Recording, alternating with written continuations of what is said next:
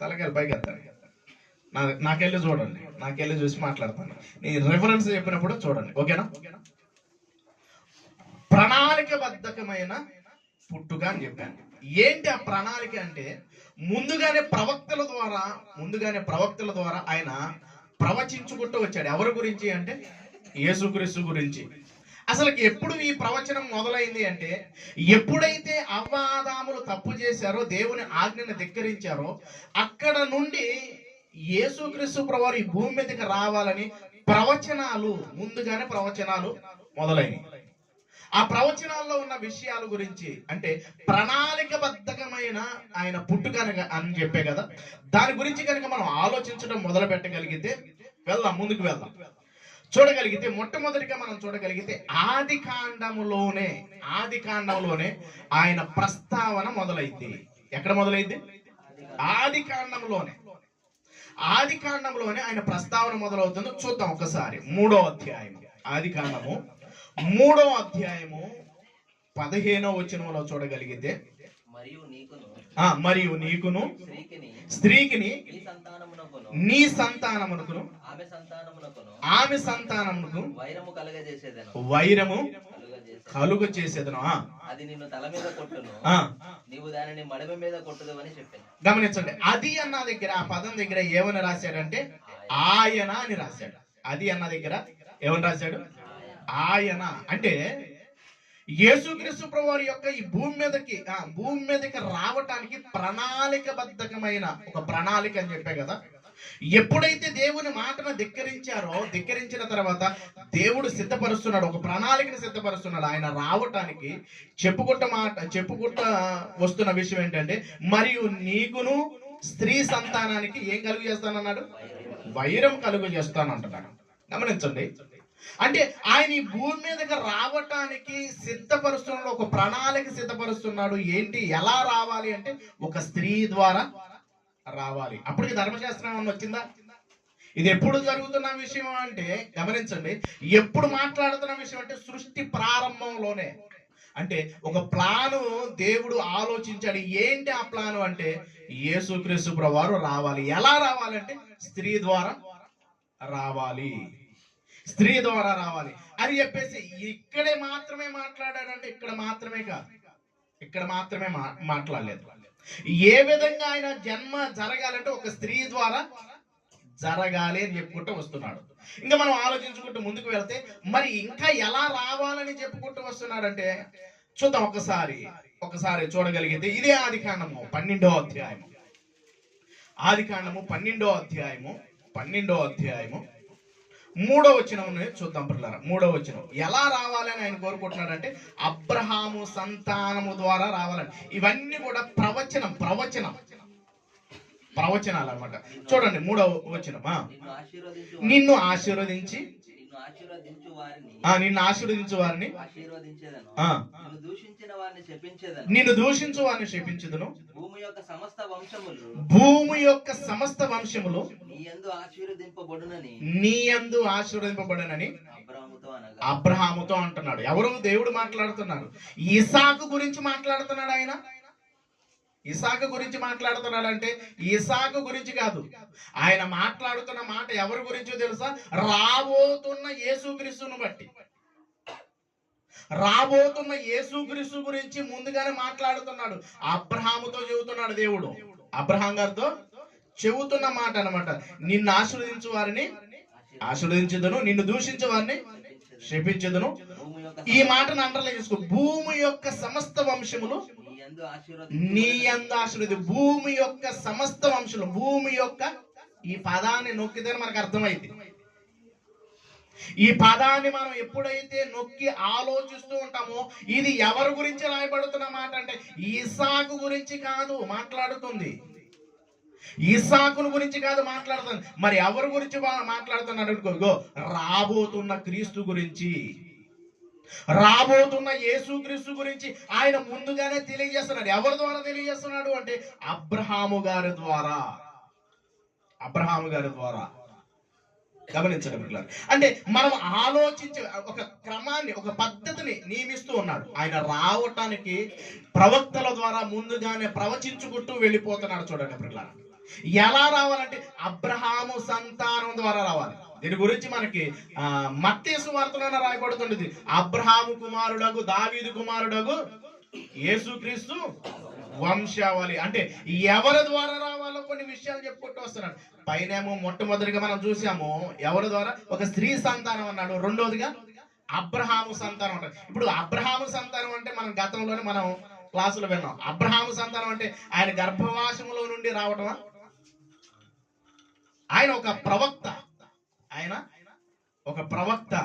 ఇప్పుడు యేసుక్రీస్తు ప్రభు వారికి కూడా ఉంది ప్రవక్త అని ఉంది. అతను రాజు కొరకు విజ్ఞాపన చేస్తాడని అబ్రహాం గారి గురించి రాయబడుతుంది. ఇతను కూడా ఏం చేస్తాడు, మన అందరి కొరకు విజ్ఞాపన చేస్తాడని కొన్ని విషయాలు మనం ఆలోచించాం. ఇంకా మనం ఆలోచించగలిగితే చాలా విషయాలు ఉంటే రాసుకున్నాం. రోమిలికి రాసిన పత్రిక 9వ అధ్యాయం. రోమిలికి రాసిన పత్రిక ఇదే మాటను కోట్ చేసేసి అపోస్తలుడైన పౌలు గారు పరిశుద్ధాత్మ ప్రేరేపణ ద్వారా రాస్తున్నాడు. చూద్దాం 9వ అధ్యాయము 5వ వచనాన్ని చూద్దాం పిల్లలు. రోమిలికి రాసిన పత్రిక పితరులు వీరివారు శరీరమును బట్టి క్రీస్తు వీరిలో పుట్టిన. 9వ అధ్యాయం 5వ వచనం. 9వ అధ్యాయము 5వ వచనం. పితరులు వీరివారు శరీరమును బట్టి క్రీస్తు వీరిలో పుట్టెను. శరీరాన్ని బట్టి క్రీస్తు వీరిలో పుట్టెను. శరీరాన్ని బట్టి గమనించండి.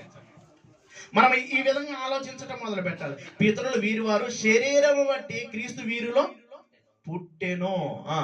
ఈయన సర్వాధికారి అయి దేవుడై ఉండి నిరంతరము స్తోత్రార్హుడై ఉండెను అన్న మాటను తెలియజేస్తూ ఉన్నాడు. శరీరమును బట్టి పుట్టెను. మరొక మాటను కూడా చూడగలిగితే గలతీయులకు రాసిన పత్రిక 3వ అధ్యాయము 13వ వచనం. గలతీయులకు రాసిన పత్రిక 3వ అధ్యాయము. అందరం చూద్దాం, అందరం తీద్దాం. ఆత్మను గూర్చిన వాగ్దానము విశ్వాసము వలన మనకు లభించునట్లు అబ్రహాము పొందిన ఆశీర్వచనము క్రీస్తు ద్వారా అన్యజనులకు కలుగుటకై. ఈ మాటను అండర్లైన్ చేసుకోవాలి మనం.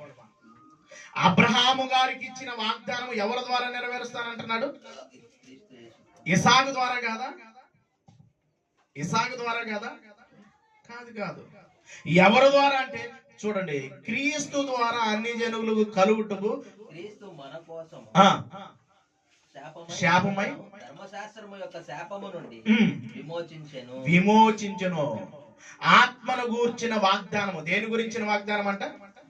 ఆత్మను గూర్చిన వాగ్దానము విశ్వాసం వలన మనకు లభించినట్లు అబ్రహాము పొందిన ఆశీర్వచనము క్రీస్తు ద్వారా. అంటే ఎవరి గురించి మాట్లాడుతున్న మాట అంటే అది క్రీస్తు గురించి మాట్లాడుతున్న మాట. ఇవన్నీ కూడా అబ్రహాము గారు చేసిన ఏంటంటే ప్రవచనం. అంటే ఆయన రావటానికి ముందుగా తెలియజేయబడుతున్న మాట అన్నమాట. ఇంకా ఈయన గురించి ముందుగా రాయబడిన మాట ఏంటి అంటే, మరొక మాటను కనుక మనం ఆలోచించగలిగితే, ఈయన యోధా గోత్రము నుండి వచ్చును. ఎక్కడి నుండి వస్తాడు? యోధా గోత్రము నుండి. ఒక స్త్రీ ద్వారాని చెప్పేశాడు ఆదికాండము 3వ అధ్యాయం 15వ వచనంలో. ఈ 12వ అధ్యాయంలోకి వచ్చేప్పటికి అబ్రహాము ద్వారా అని చెప్పుకుంటూ వస్తున్నాడు. మరలా ఏ గోత్రములో పుడతాడని ఇవన్నీ కూడా ప్రవచనాలు. ఏ గోత్రములో నుండి వస్తాడో కూడా ఇక్కడ రాయబడుతోంది. ఒకసారి చూద్దాం. ఆదికాండము 49వ అధ్యాయం. ఆదికాండము 49వ అధ్యాయం 10వ వచనం. ఆదికాండము 49వ అధ్యాయము 10వ వచనం. యూదా యొద్ద నుండి దండము తొలగదు, అతని కాళ్ళ మధ్య నుండి రాజదండము తొలగదు, ప్రజలు అతనికి విధేయులై ఉందురు. చూడండి ఇక్కడ ఏం తెలియజేస్తున్నాడు అంటే, షిలోహు వచ్చు వరకు యోధా యొద్ద నుండి దండము తొలగదు. గమనించాలి. ఈ యోధా వంశము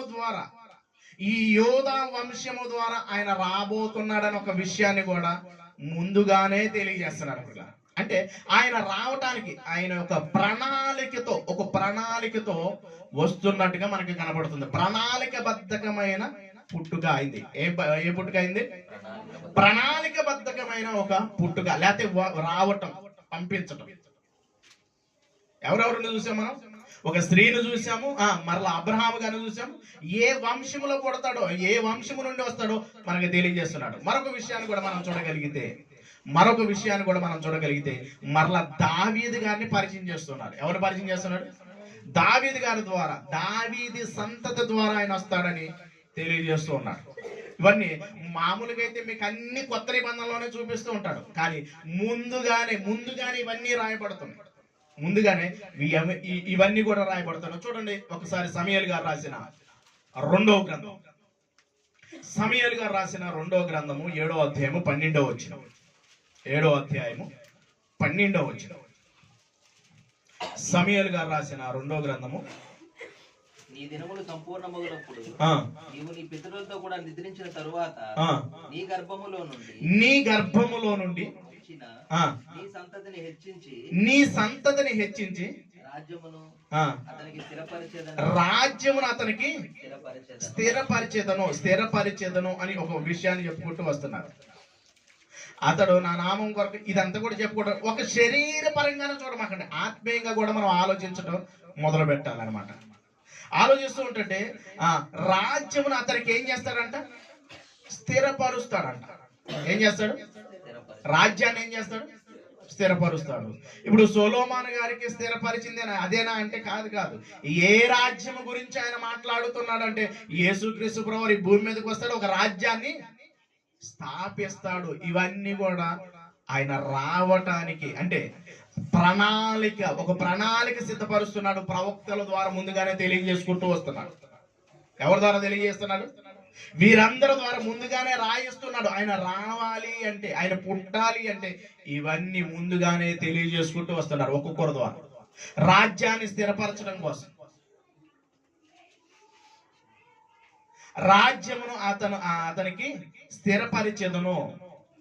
చూడండి పిల్లరా, ఇతని గురించి మనకి రాయబడుతున్న కొత్త నిబంధనలో రాయబడుతున్న మాట ఏంటి? మత్తయి సువార్త 1వ అధ్యాయంలో 1వ వచనంలో అబ్రహాము కుమారుడగు దావీదు కుమారుడగు యేసుక్రీస్తు వంశవాళి. అంటే ఇప్పుడు దావీదులో మనకి ఏం చూపిస్తున్నాడు అంటే ఒక రాజుని చూపిస్తున్నాడు. రాజ్యం ఎవరికి ఉండింది? రాజుకుండిది. ఇప్పుడు యేసుక్రీస్తు ప్రభువు వారు కూడా రాజుగా ఒక రాజ్యాన్ని ఏం చేస్తున్నాడు అంటున్నాడంటే స్థిరపరుస్తున్న ఒక విషయాన్ని ఎవరు తెలియజేస్తున్నారంటే దావీదు గారు తెలియజేస్తున్నాడు. ఆలోచించండి ప్రకారం. అంటే ఒక ప్రణాళిక సిద్ధపరుస్తున్నాడు. ప్రవక్తల ద్వారా ఒక ప్రణాళికను ఏం చేస్తున్నాడు? సిద్ధపరుస్తున్నాడు. మాట్లాడుకుంటూ వస్తున్నారు. ఇవన్నీ కూడా ఎప్పుడు రాయబడుతున్న మాట తెలుసా? ఆయన భూమి మీదకి వచ్చినప్పుడు రాయబడుతున్న మాటలు ఇవన్నీ కాదు.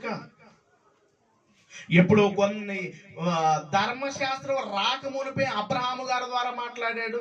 ధర్మశాస్త్రం రాకమునిపై ప్రారంభంలో ఒక స్త్రీ ద్వారా పుడతారని చెప్పుకుంటూ వస్తున్నాడు. ధర్మశాస్త్రం వచ్చిన తర్వాత మరలా ఇప్పుడు ఎవరి ద్వారా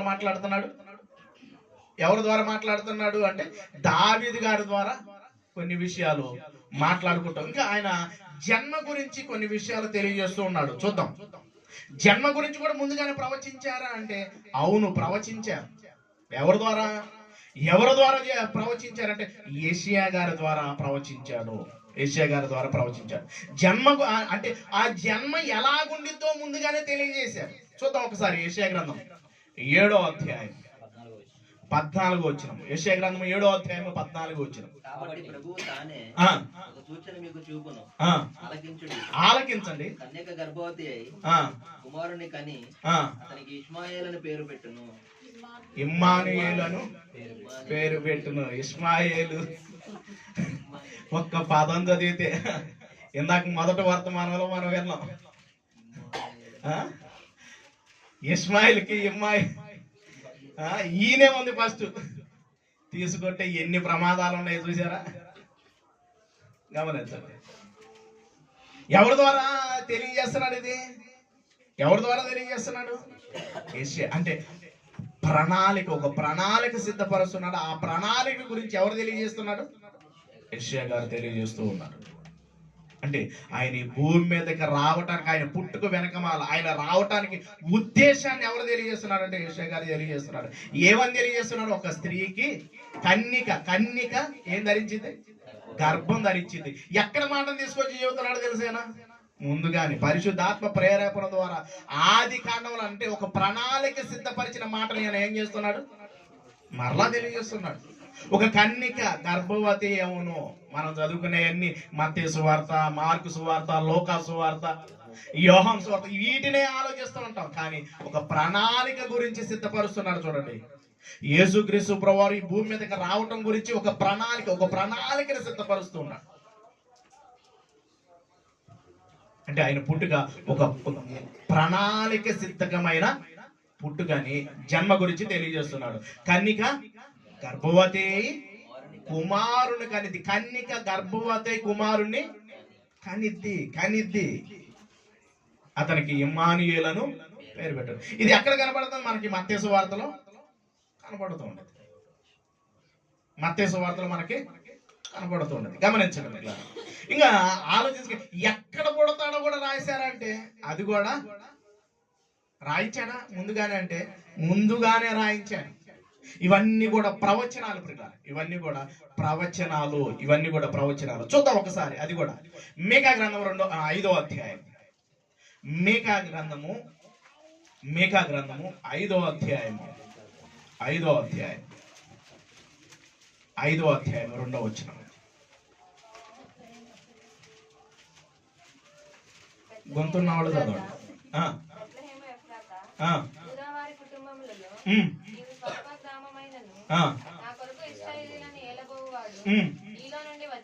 నీలో నుండి వచ్చును. ఒక విషయాన్ని చెప్పుకుంటూ వస్తున్నాడు ఇక్కడ. చూడండి, మీకా గారి ద్వారా ఆయన ఎలా వస్తాడు? స్వల్పమైనది దాంట్లో నుండి ఇశ్రాయేలు ఏలువాడు నీలో నుండి వచ్చును. అన్ని చెబుతున్నాడు అంటే మొత్తం మాట్లాడుకుంటూ వస్తున్నాడు. ఆయన గురించి ముందుగానే ఆయన ఎక్కడ పుడతాడు, ఎవరికి పుడతాడు, ఎవరి ద్వారా వస్తాడని ఒక ప్రణాళిక సిద్ధపరుస్తూ ఉన్నాడు. చూడండి, దేవుడు మన ఇంటికి ఎవరన్నా వస్తున్నారు అంటే మనం అన్నింటినీ సిద్ధపరచుకుంటాం లేదా? ముందుగానే తెలిస్తే. యేసుక్రీస్తు ప్రభువారు కూడా ఈ భూమి మీదకి రావటం గురించి ముందుగానే ప్రవచిస్తూ ఉన్నారు. అంటే ఒక ప్రణాళిక సిద్ధపరుస్తూ ఉన్నారు. వీళ్ళందరూ కూడా చెప్పుకుంటూ వస్తున్నారు. దేవుడు సిద్ధపరుస్తూ ఉన్నారు. అయితే ఈ పరిస్థితుల్లో ఆయన పుట్టిన వెంటనే ఏం జరిగిద్దో కూడా ప్రవచించారా అంటే దాన్ని కూడా ప్రవచించారు. ఆయన పుట్టినప్పుడు ఏం జరిగిద్దో కూడా కొన్ని విషయాలు ప్రవచించారు. ఆ ప్రవచనాన్ని కూడా మనం చూద్దాం. ఇర్మియా గ్రంథం 31వ అధ్యాయం. ఇవి మీకు ఈ నెలలో అంటే 25 నుండి మొదలైన కానీ ఏం మొదలైంది? మనకి క్రిస్మస్ సీజన్ మొదలైంది. వీటికి చలికాలం మొదలైందంట. డప్పుడు తెచ్చింది. నవంబర్ 25 కాడి నుంచి వీటికి చలికాలం మొదలైంది. ఎవరికి? ఒక డప్పుడు తెచ్చింది కప్పుకోవడానికి. ఒక చాటకు వెళ్ళాం మీటింగ్కి వెళితే ఆ 25వ తారీఖు పబ్లిక్ మీటింగ్ పెట్టినప్పుడు ఒక లూథరన్ చర్చి అనుకుంటా, ఆయన వాళ్ళందరూ కలిసి స్టార్ డెకరేషన్ చేసి ఇప్పుడు దేనికి ప్రార్థన చేస్తున్నారంటే స్టార్కి ప్రార్థన చేస్తున్నారు. ఎవరు? పాస్టర్ గారు 12ంటికి ప్రార్థన చేసి అది లేపుతుంటే టపాసులు కాలుస్తున్నారు. అదే బాంబులు కాలవటం మొదలు పెట్టారు. దేనికో తెలుసా? సీజన్ మొదలైంది. ఏ సీజన్? Christmas season. వీడికి చలికాలం మొదలైంది. గమనించండి. ముందుకు వెళ్దాం. అంటే ఆయన పుట్టుక ప్రణాళికబద్ధమైన పుట్టుక. అయితే మనవాళ్ళకి కొంతమంది మటుకు నవంబర్ 25కి మొదలైంది. ఏం ప్రణాళిక మొదలైంది? స్టార్లు పెట్టేది మొదలైంది. గమనించండి. అయితే ముందుగానే అన్ని ప్రవచించుకుంటా జరుగుతున్న విషయాల గురించి మనం ఆలోచిస్తూ వచ్చాం. ఒక స్త్రీ ద్వారా పుడతాడని, అబ్రహాము సంతానం ద్వారా వస్తాడని, మరలా యోధ గోత్రంలో నుండి వస్తాడని, అలాగే దావీదు గారి వంశంలో వచ్చి ఏలతాడని, రాజ్యాన్ని స్థిరపరుస్తాడని, ఆయన ఎక్కడ పుడతాడో కూడా రాయించాడని, ఇవన్నిటిని కూడా మనము ప్రవచనాలను మనం ఆలోచించడం మొదలు పెడుతున్నాం. ఇప్పుడు ఆయన పుట్టిన తర్వాత ఒక వధ జరిగిద్దని కూడా ముందుగానే ప్రవచించాడు పిల్లలు. అంటే యేసుక్రీస్తు ప్రభువారు పుట్టంగా ఒక వధ జరిగిద్దని ముందుగానే ప్రవచించాడు ఇర్మియా గారు. చూద్దాం ఒకసారి ఇర్మియా గ్రంథం 31వ అధ్యాయం. ఇర్మియా గ్రంథం 31వ అధ్యాయం 15వ వచనాన్ని చూద్దాం పిల్లలు. 15వ వచనం. యెహోవా ఇలాగ సెలవిచ్చుచున్నాడు, ఆలకించుడి. రామాలో ఏమైనా పడిద్దంట? అంగలార్పును. రామాలో ఏమైనా పడుతుంది? అంగలార్పు. ఎందుకు ఇది జరుగుతుంది రామాలో? ఎవరి గురించి ఇది అంటే యేసుక్రీస్తు గురించి. ఆయన రాక, ఆయన వస్తూ ఉంటుంటే రామాలో ఏమైనా పడుతుంది? అంగలార్పిన పడుతుంది. అంటే హేరోదు ఏం చేస్తున్నారు? హేరోదు దగ్గరికి ఎవరు వచ్చారు? తూర్పు దేశం నుండి జ్ఞానులు వచ్చారు.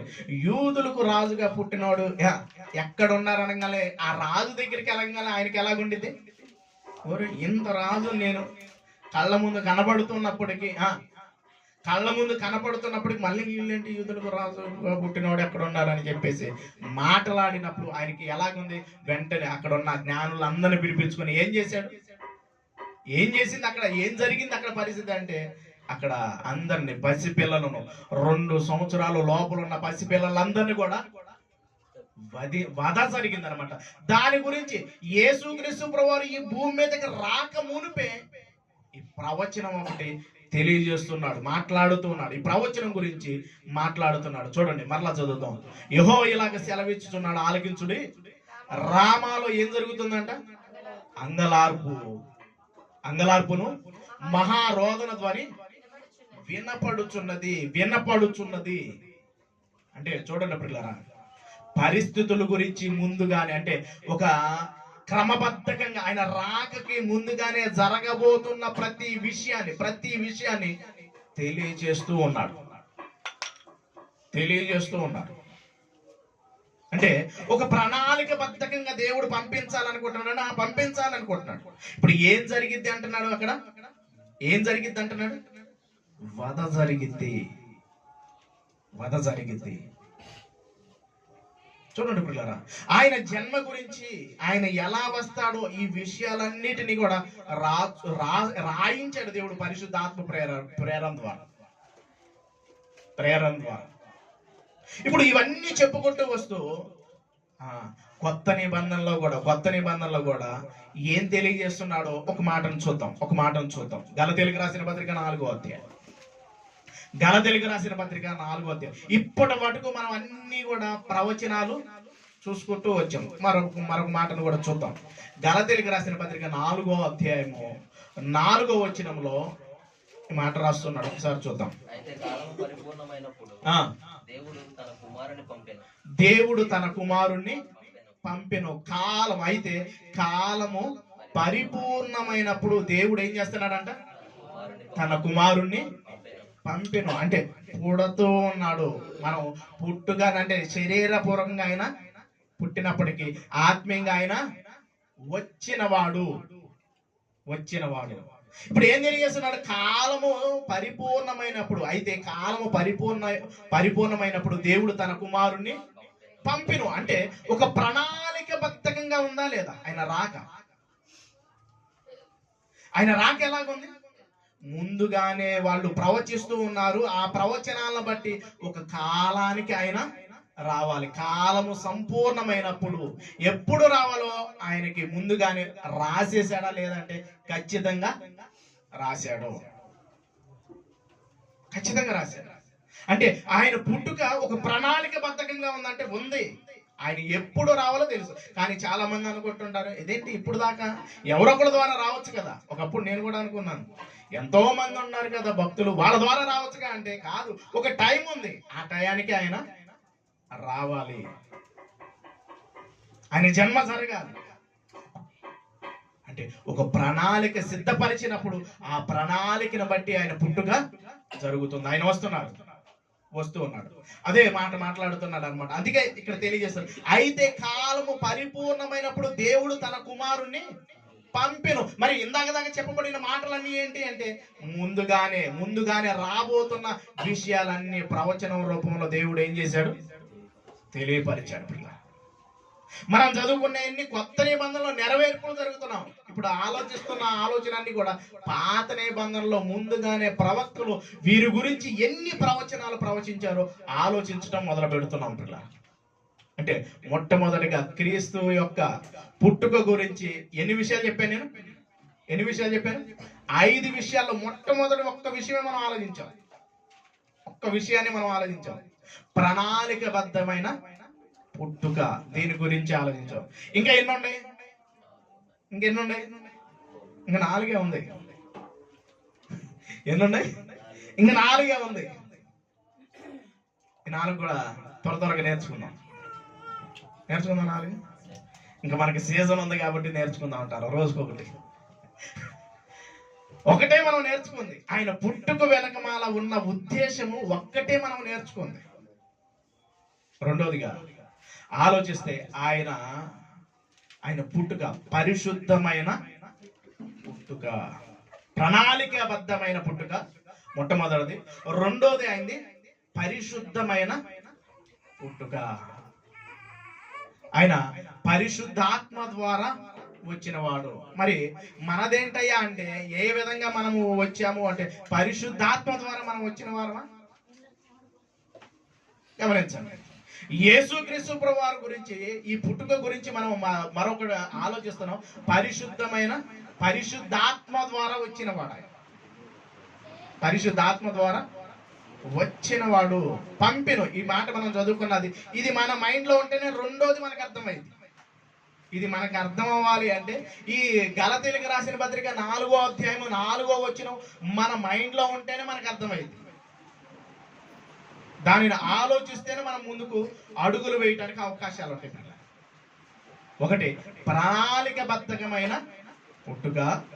ఏంటి ఆ ప్రణాళిక అంటే ప్రవక్తలందరూ కూడా ఏం చేశారు?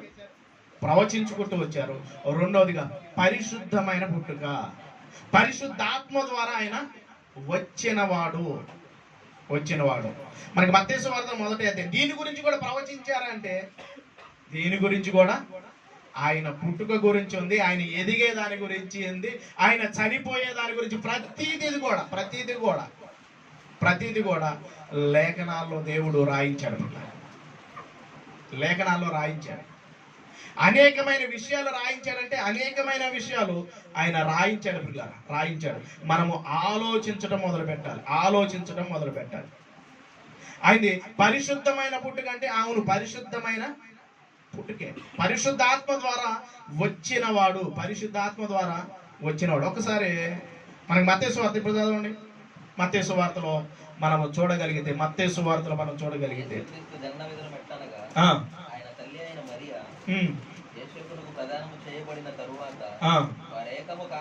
వారు ఏకము కాకమునుపు ఆమె పరిశుద్ధాత్మ వలన గర్భవతి అయి ఉండెను. పరిశుద్ధాత్మ ద్వారా గర్భవతి అయి ఉండెను. ఇది చదివేటప్పుడు 22వ వచనాన్ని కూడా మనము చదివితే అతనికి ఇమ్మానుయేలు పేరు పెట్టబడిన మాట నెరవేరింది అని చెప్పేసి మనం ఎక్కడ చదువుకున్నాం? యెషయా గ్రంథంలో 7వ అధ్యాయం 14వ వచనంలో మనం చదువుకున్నాం. పిల్లరా, ఇలాగా ఎన్ని విషయాలు రాయించాడు అంటే ఇన్ని కాదు.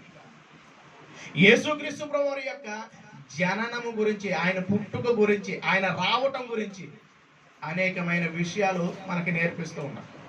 అంటే ఒకటి ప్రణాళికబద్ధమైన పుట్టుక, రెండోది అయింది పరిశుద్ధాత్మ ద్వారా ఆయన ఈ లోకానికి వచ్చాడు. పరిశుద్ధాత్మ ద్వారా ఈ లోకానికి ఆయన వచ్చినట్టుగా మనకి లేఖనాలు పరిశుద్ధాత్మ ప్రేరేపణ ద్వారా అనేకమైన విషయాలు రాయిస్తూ ఉన్నాడు. అనేకమైన విషయాలు రాయిస్తూ ఉన్నాడు.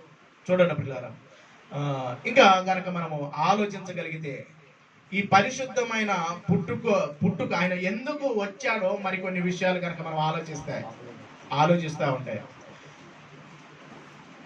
ఆయన కాలాన్ని విభజించడానికి వచ్చాడు. ఆయన పుట్టుక ఏం చేస్తుంది? కాలాన్ని విభజిస్తూ ఉంది.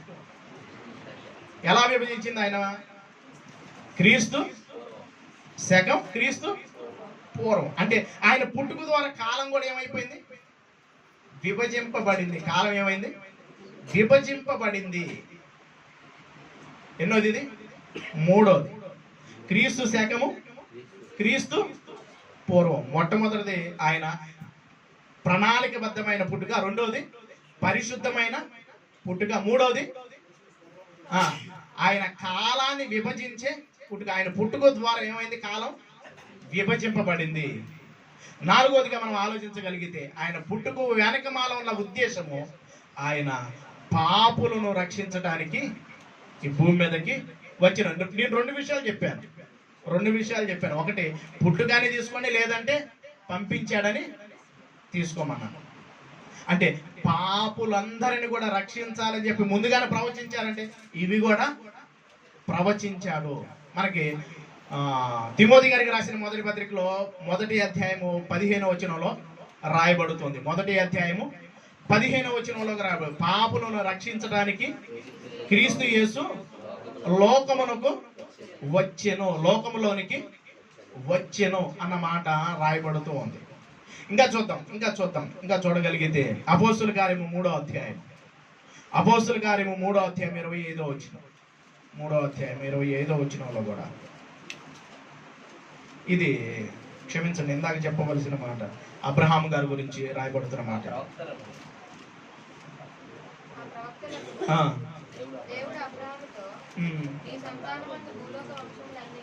ఇది కాదండి, అది ఒక్క నిమిషం.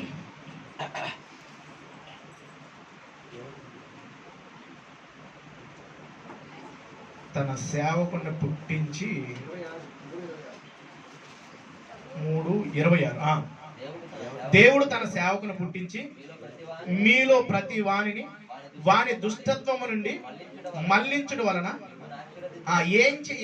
ఎందుకు ఆయన పుట్టుక జరిగిందంటే దుష్టత్వము నుండి మళ్లించడం, అంటే పాపము నుండి మళ్లించడానికి పుట్టించి అన్న పదాన్ని వాడుతున్నారు. చూడండి, దేవుడు తన సేవకుని పుట్టించి, అంటే పుట్టుగాని మనం తీసుకోవాలి, రెండోది వచ్చాడు అని మనం తీసుకోవాలి. వచ్చాడని కొన్ని పదాలు ఉన్నాయి, పుట్టాడని పదాలు ఉన్నాయి. కానీ ఎక్కువ మంది మాట్లాడే మాటలు ఏంటి?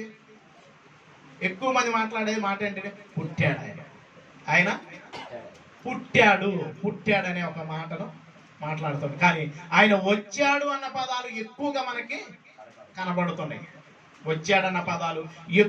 కనబడుతున్నాయి. ఇప్పుడు ఏం తెలియజేస్తున్నాడు ఇక్కడ అంటే, దేవుడు తన సేవకుని ఏం చేస్తున్నాడు? పుట్టించి ఏం చేస్తున్నాడు? మీలో ప్రతి వానిని వాని దుష్టత్వం నుండి మళ్లించి మిమ్మల్ని ఆశీర్వదించుటకు ఆయన మొదట మీ యొద్దకు పంపినని. పైనేమో పుట్టాడని చెబుతున్నాడు, కింద రెండు పదాలు కనబడుతున్నాయి. చూడండి, అంటే యేసుక్రీస్తు ప్రభువారు పుట్టుక వెనకమాల ఉన్న ఉద్దేశం ఏంటి అంటే దుష్టత్వము నుండి మళ్లించాలి.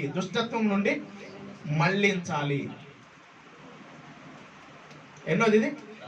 4వది. మొట్టమొదటిది ఒక ప్రణాళిక ఉంది. రెండోది పరిశుద్ధమైన పుట్టుక అయింది.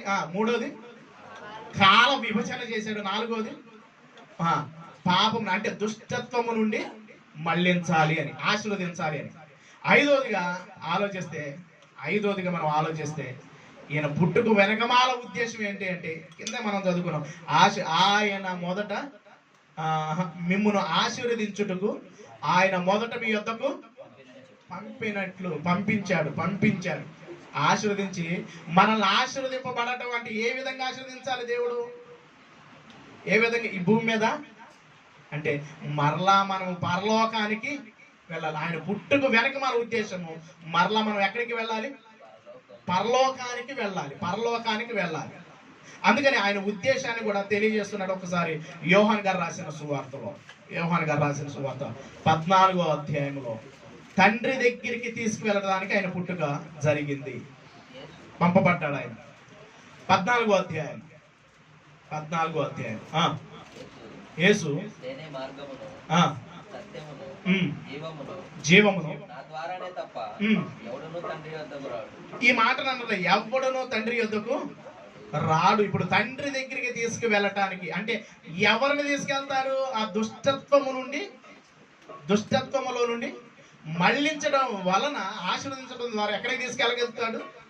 తండ్రి దగ్గరికి తీసుకువెళ్తాడు. ఆయన పుట్టుకు వెనకమాల ఉద్దేశం ఏంటంటే ఎక్కడైతే మనిషి పతనం అయిపోయాడో ఆ పతనం అయిపోయిన కాడి నుంచి ప్రణాళిక మొదలైంది.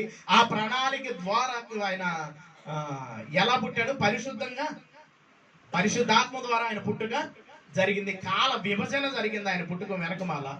ఇంకా మనము ఆలోచిస్తూ ఉంటే చూడండి ఏం జరిగింది. ఆయన పాపము నుండి విడిపించడానికి ఆయన పుట్టుక జరిగింది. ఇంకా చివరిగా మనల్ని పరలోకానికి తీసుకువెళ్ళటానికి ఆయన పుట్టుక జరిగింది. తండ్రి దగ్గరికి తీసుకువెళ్ళటానికి జరిగింది.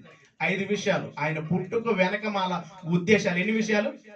5 విషయాలు. ఆ 5 విషయాల్లో నేను ఒక్కదాన్ని ఎక్కువ రిఫరెన్స్ ఇచ్చా, మిగతా అన్ని కూడా అలా చెప్పుకుంటా. ఎందుకు వెళ్ళాను అలాగా? టైం అయిపోయింది. ఇవన్నీ ఇంకా మనకి ప్రతి క్రిస్మస్ సీజన్ కదా ఇంక వస్తాయి దీంట్లో. ఎన్నైనా ఆయన పుట్టుక వెనక మళ్ళీ ఎన్ని ఉద్దేశాలు? 5 ఉద్దేశాలు. మొదటిది ప్రణాళికబద్ధమైన పుట్టుక. 2 పరిశుద్ధాత్మ ద్వారా పుట్టుక. 3 కాలాన్ని విభజించడానికి ఆయన పుట్టుక జరిగింది. 4 దుష్టత్వము నుండి విడిపించడానికి ఆయన పుట్టుక జరిగింది. 5 పరలోకానికి తీసుకువెళ్ళడానికి ఆయన పుట్టుక జరిగింది. ఇది ఆయన క్రిస్మస్ యొక్క సందేశం. క్రిస్మస్ ఆయన రాక యొక్క ఉద్దేశం. చాలా మంది చాలా విధాలుగా చెప్పుకుంటూ వస్తున్నారు. అయితే మనము ఈ రోజు ఈ 5 విషయాల్లో ఇంకా మనం ఏమైనా దేవునికి దూరం, ఆయన పరలోకానికి తీసుకెళ్లాలంటే మనలో ఏముండకూడదు? పాపం అనేది ఉండకూడదు. ఆయన జరిగింది ఇదంతా కూడా మనకి ఎందుకు ముందుగానే రాయించాడంటే మనం అందరం కూడా దుష్టత్వము నుండి మళ్ళింపబడి మరలా ఎక్కడికి వెళ్ళాలని ఇదంతా కూడా ఆయన జన్మ జరిగింది, పుట్టుక జరిగింది. మనం అంతా తండ్రి దగ్గరికి వెళ్ళాలి. ఎక్కడ నుండి వచ్చామో మరలా మనం అక్కడికి వెళ్ళిపోవటం కోసం ఈ ప్రణాళిక అనేది ఆయన జన్మ అనేది జరిగింది. కాబట్టి ఒక్కసారి మనల్ని మనం కూడా ఒక్కసారి వచ్చాము. మనం కూడా పుట్టిన వారమో వచ్చిన వారం? వచ్చిన వారమో పుట్టిన వారం? మనం అని వచ్చిన వారం పుట్టిన వారం అంతే చూడమంటారా? మనం అంతా కూడా పరలోకంలో నుండి వచ్చిన వారు. ఇప్పుడు వచ్చిన మనమందరం కూడా వెళ్ళాలి అంటే ఎవరు కావాలి మనకి? యేసుక్రీస్తు కావాలి. యేసుక్రీస్తు ద్వారానే మనము తండ్రి దగ్గరికి వెళ్తాం. కాబట్టి ఒక్కసారి మనలో మనము ఆ ఉద్దేశాలను ఒక్కసారి మన మనసులో ఉంచుకుంటూ చిన్న ప్రార్థన చేసుకుందాం.